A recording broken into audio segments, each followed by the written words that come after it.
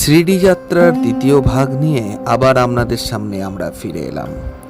শিরডি শ্রী সাঁই বাবার জায়গা, যেখানে স্বয়ং শ্রী সাঁই বাবা বিরাজমান। শ্রী সাঁই বাবার সমাধি মন্দির, দ্বারকামায়, গুরুস্থান, নন্দাদ্বীপ, চাউরি আমরা দর্শন করেছিলাম শিরডিতে গিয়ে।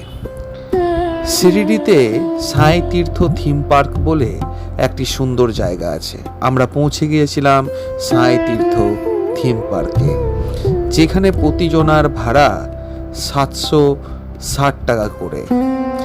তো প্রথমে আমরা সাঁই তীর্থ থিম পার্কে গিয়ে আমরা একটি সুন্দর রথে চেপেছিলাম এবং সেই সুন্দর রথ আমাদেরকে বিভিন্ন তীর্থ অর্থাৎ ভারতের বিভিন্ন তীর্থস্থানে আমাদেরকে নিয়ে যেতে সাহায্য করেছিল। কি বিশ্বাস হচ্ছে না?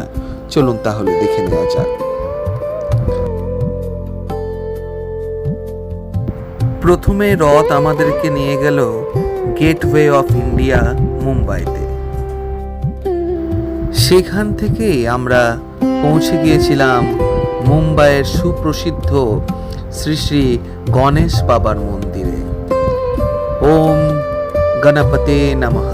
আমরা গণেশ মন্দিরে পৌঁছে গিয়েছিলাম, মুম্বাইয়ের গণেশ মন্দির। সেই রথে চেপেই আমরা পৌঁছে গেলাম গণেশ মন্দিরে।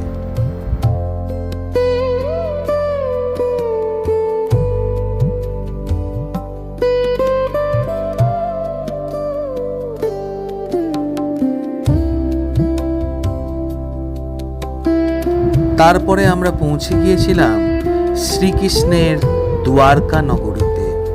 হ্যাঁ, ঠিক শুনেছেন, দ্বারকা নগরীতে।